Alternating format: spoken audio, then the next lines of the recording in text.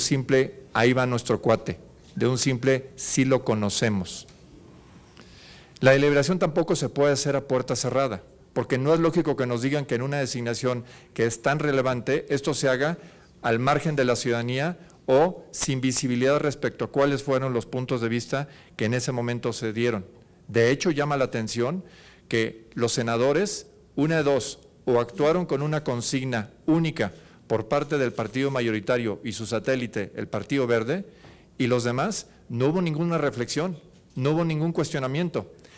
Les brindo un tema a la memoria. Esta misma persona fue candidato a la Corte y en el caso de ese proceso fue objeto de serios cuestionamientos, de una serie de elementos que inclusive llegaron a descarrilar su membresía y su candidatura a la Corte. Unos meses después vemos que lo único que hay en cuanto a manifestación de voluntad, en cuanto a manifestación de crítica, es un aplauso sonoro por parte de sus, hasta ese momento, colegas legisladores. El Senado debe cumplir con su papel de contrapeso del Ejecutivo. Esa es su función principal en una democracia en la cual existen tres poderes donde hay pesos y contrapesos. Sin embargo, en este caso no vimos un contrapeso, vimos una comparsa de alguien que sabemos está íntimamente vinculado con el partido mayoritario, que es abogado personal del presidente en temas muy sensibles, que es primo hermano del consejero jurídico de Presidencia y que por todas estas razones carece de los elementos de nitidez ética para encabezar lo que es la Fiscalía General de la Nación. En nuestro país existe una enorme expectativa de que por primera vez en la historia del país tendremos un órgano de procuración de justicia que no esté supeditado al Poder Ejecutivo, concretamente al presidente. Es en esa construcción constitucional que hay un pequeño detalle, que es justamente un artículo transitorio que le permitiría a esta persona ocupar en forma inamovible la Fiscalía General de la Nación por 9 años. Ese pequeño detalle se concretaría en el momento en que la Ley Orgánica de la Procuraduría, de la Fiscalía General de la República, se aprobara. Esa iniciativa, de hecho, ya se aprobó por la Cámara de Diputados y hoy reside en este recinto, en la Cámara de Senadores, que se llegara a aprobar. Si nos llegan a dar el albazo, como fue justamente la designación en su carácter de procurador, nos van a dar el albazo con la inamovilidad de esta persona como fiscal general de la República. Digámoslo claramente, eso tendría escrito a lo ancho y largo del decreto por el cual se apruebe esa ley orgánica la palabra impunidad con caracteres negros y muy visibles, porque lo que se estaría consolidando justamente sería perpetuar la posibilidad de que una persona les cuide las espaldas por los siguientes 9 años a partir de la aprobación de la ley orgánica. Parecería que, dicen por ahí que no se hurta, se hereda, y que los ejemplos que vimos para perpetuar justamente la impunidad, esfuerzos que afortunadamente no fructificaron en Veracruz, en Chihuahua, en Quintana Roo, en el Poder Federal sí lo quieren hacer y lo quieren hacer en gran forma. No podemos permitir semejante atropello para la confianza ciudadana. Si ya tenemos suficientes problemas y la ciudadanía reclama como primer y absoluto prioridad en sus preocupaciones la inseguridad y la injusticia que vivimos y por lo tanto la enorme impunidad, el que tengamos una Fiscalía General de la Nación que tiene tal carga, tal emblema, tal expectativa, dejarla en manos de alguien que no tiene éticamente la calidad para ser independiente y autónomo es un error de trascendencia histórica y por eso ratificamos hoy en día aquí en esta sede que sean justamente los senadores quienes reflexionen y nos den una explicación puntual de qué fue lo que sucedió. Porque la gran interrogante que tenemos hoy es que no sabemos por qué los senadores fueron tan omisos, por qué los senadores no pudieron siquiera establecer la mínima contradicción en cuanto a la membresía de esta persona. Terminaría diciendo lo siguiente: si lo que estamos diciendo en este momento, si lo que dijimos desde que mandamos la señal de joder a México no fuera cierto, sería muy sencillo que nos hubieran descalificado y tanto el presidente, el consejero jurídico o el hoy, inclusive el hoy procurador, nos podrían haber dicho con una mano en la cintura: no voy a ser fiscal general de la República. Por lo tanto, ustedes no tienen nada de qué preocuparse y sus reclamos no tienen sustento alguno. la omisión en esa aclaración, el silencio sepulcral que hemos escuchado a partir de entonces, no deja sino clarísimo que esa es su intención, que eso es lo que quieren hacer, que quieren justamente preservar la impunidad y que quieren dejarnos al margen de esa decisión tan trascendental. Por eso es que hoy volvemos aquí a reclamar con justicia que no podemos ser simples testigos de un atropello de este tamaño.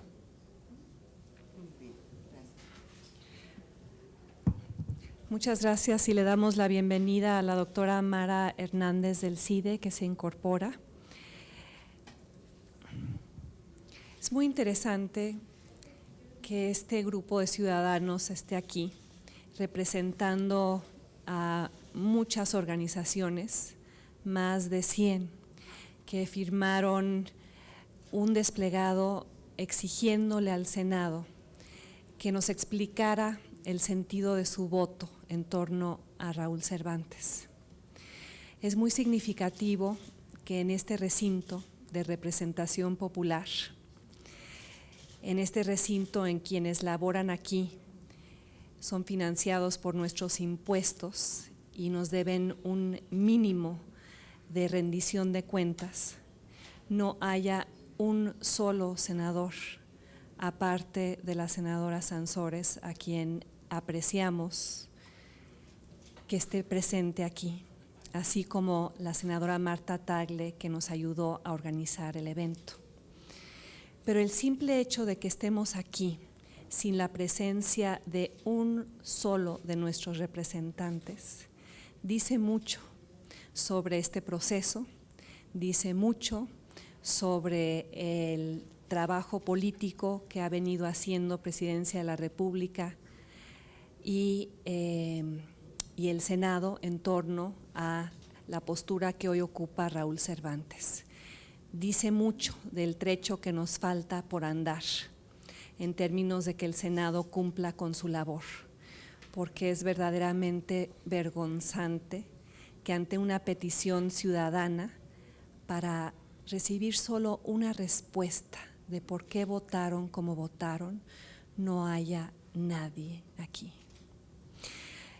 No se trata solo de cambiar el nombre de la Procuraduría, no se trata solo de rediseñar el letrero afuera del edificio, no se trata solo de cambiar la papelería y los sellos y los logotipos que acompañan los oficios. El combate a la corrupción, que en este contexto se inserta en el Sistema Nacional Anticorrupción, transita por modificaciones sustanciales de las instituciones y también de los perfiles de quienes los ocupan.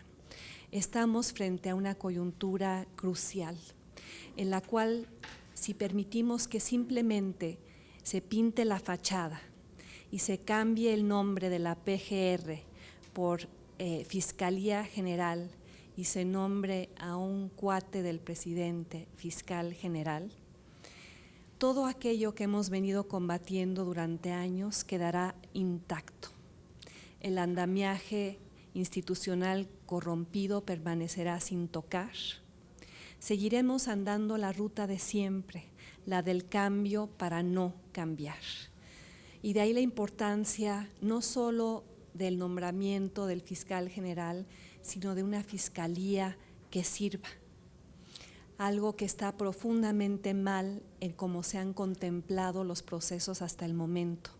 El diseño constitucional de la nueva institución es erróneo, porque simplemente significa que se van a trasladar todos los recursos humanos, presupuestales, financieros y materiales de la PGR a la nueva Fiscalía General, que heredará un pesado lastre, un pesado fardo, como lo sabemos, años de mal desempeño, años de no poder perseguir delitos, años de investigaciones poco creíbles, años sin contrapesos reales, años de procurar la justicia a nombre de quien tenga el poder para comprarla. Y por ello el imperativo que han hecho muchos de los grupos que representamos hoy, de empezar desde cero, de tener una fiscalía que tenga la autonomía política y los mecanismos que la obliguen a funcionar adecuadamente y a rendir cuentas de manera imprescindible. Y ante esta exigencia de refundación institucional, preocupa que ante el reto, en lugar de nombrar a alguien con una autonomía incuestionable, estén nombrando guaruras, guardaespaldas, personajes contratados para proteger, vigilar y disparar contra cualquier enemigo percibido o real. Raúl Cervantes, que ya ha expresado explícitamente su deseo de permanecer 9 años en el puesto. Colocado ahí, ya sea de manera real o por percepción pública, que es lo que importa, colocado con la intención expresa de cuidar los intereses de quien lo puso ahí, el presidente Peña Nieto y los senadores y el priismo internalizado por todos, diciéndonos que no tienen y no se levantan con la intención de joder al país, pero los resultados terminan siendo esos. Y se vuelve guarura Raúl Cervantes porque el Senado lo permitió, en un golpe fundacional al Sistema Nacional Anticorrupción, que requiere una justicia autónoma, independiente, despolitizada, pero ante el imperativo de remodelar la casa, en lugar de nombrar a alguien sin cola que le pisen, el presidente invita a quien la tiene demasiado larga, como ya se ha dicho aquí, por su militancia priista, por haber sido senador, por haber sido abogado del presidente en el caso Monex, por los conflictos de interés que carga debido a los clientes que lo han contratado. Y una exigencia fundamental debería ser que en este momento Raúl Cervantes presentara su 3 de 3, para que supiéramos exactamente cuál es su patrimonio, su declaración de impuestos y los conflictos de interés con los que seguramente carga por haber sido abogado en funciones. Raúl Cervantes no cumple con el perfil adecuado para este momento, encarna su antítesis. Y tan es así que no llegó a la Suprema Corte hace un año como hubiera deseado. Pero ahora, solo un año después, sus defensores argumentan que es un hombre brillante, un gran abogado, un constructor de consensos, un político que sabe dialogar, un operador que tiene un plan de acción, que sabrá rodearse de académicos que le dan el beneficio de la duda. Quizá todo eso sea cierto, pero es irrelevante, porque en este puesto, en este momento, era momento de enviar una señal, de romper con el pasado para poder trazar con el futuro. Y en cambio se manda la señal de un certificado de impunidad transeccional, una protección política asegurada en lo que resta de su paso por el poder y más allá. Un séquito de guaruras en la próxima Fiscalía General. Y quizá lo más escandaloso, y lo reitero por el lugar en el que estamos, es cómo el Senado de la República legitimó esta contratación cuatista. En un fast track, en un blitzkrieg, en una operación de planchado y lavado que nunca habíamos presenciado, ya lo señalaron aquí. Obama nombró a su procurador general en 167 días. El Senado de México lo hizo en menos de 1 hora. Cuando un puesto de tal trascendencia exige un proceso abierto, deliberativo, transparente, cuando todos los miembros del Senado, excepto algunas excepciones, con algunos casos que fueron excepcionales, avalaron el sablazo. Y yo preguntamos, ¿a cambio de qué? Puestos, gubernaturas, dinero, protección compartida. Y sí dicen, hay que darle el beneficio de la duda a Raúl Cervantes. Algunos argumentan esto de buena fe, otros no tanto, pero el resultado es el mismo: aceptar el hecho consumado de un funcionario políticamente teñido para un puesto que requiere independencia indiscutible. Lo que piden, los que nos piden el beneficio de la duda, piden algo que sería inaceptable para cualquiera que quiere ver justicia distinta en este país. Una Fiscalía General que no funcione como tapadera para ejecuciones extrajudiciales o aval para desapariciones forzadas o manto protector para los cuates o ventanilla para la venta de investigaciones a modo, como lo ha sido y lo seguirá siendo si ahí permanece un miembro del PRI y no uno cualquiera. Raúl Cervantes no es solo militante de su partido.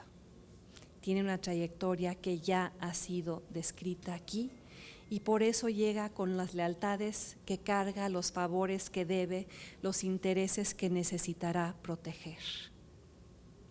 Escatimarle entonces el beneficio de la duda